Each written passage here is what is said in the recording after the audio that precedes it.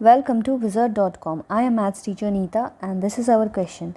Semal is training to run in a marathon. If he runs 9 km every day, then the total distance he covered in the month of November is what? We have to find in the kilometer. So we know that the number of days in the month of November is equal to 30 days. So it is given that Semal covers distance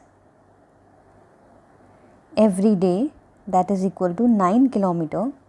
So using unitary method,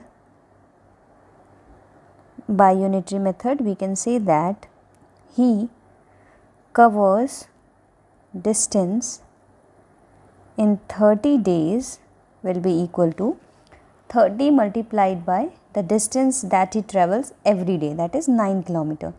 So this will give 270 km. So this is our answer.